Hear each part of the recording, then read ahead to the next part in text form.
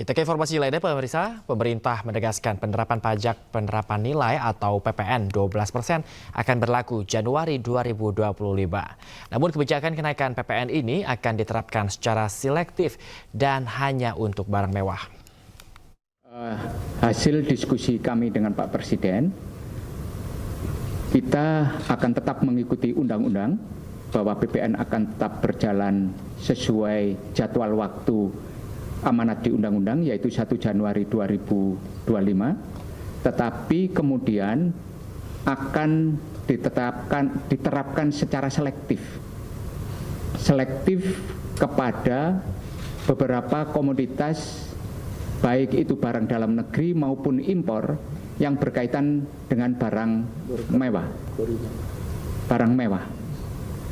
Sehingga pemerintah hanya memberikan beban itu kepada konsumen pembeli barang mewah. Masyarakat kecil tetap kepada tarif PPN yang saat ini berlaku.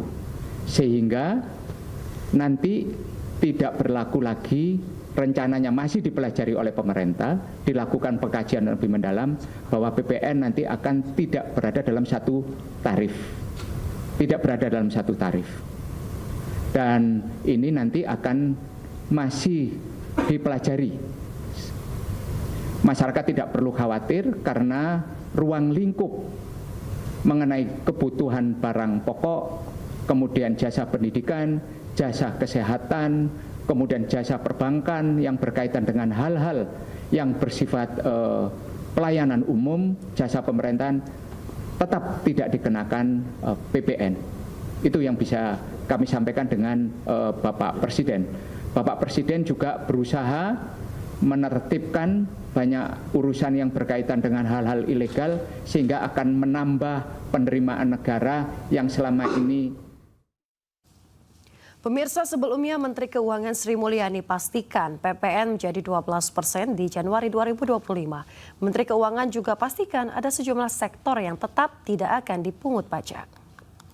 Nah, maka saya bisa mencatat seluruh tadi aspirasi dari Bapak dan Ibu sekalian. Kepastian penerapan PPN jadi 12% pada Januari 2025 disampaikan Menteri Keuangan Sri Mulyani saat rapat bersama dengan Komisi 11 di Gedung DPR RI.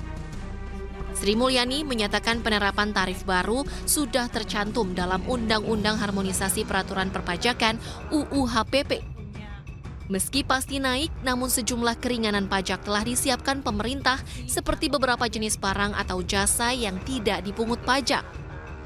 Meskipun kita membuat policy mengenai perpajakan termasuk PPN ini, bukannya membabi buta dan seolah-olah tidak punya afirmasi atau perhatian terhadap beberapa sektor-sektor seperti kesehatan, pendidikan, dan bahkan makanan pokok waktu itu termasuk. Debatnya cukup panjang di sini, jadi nanti kami akan sampaikan.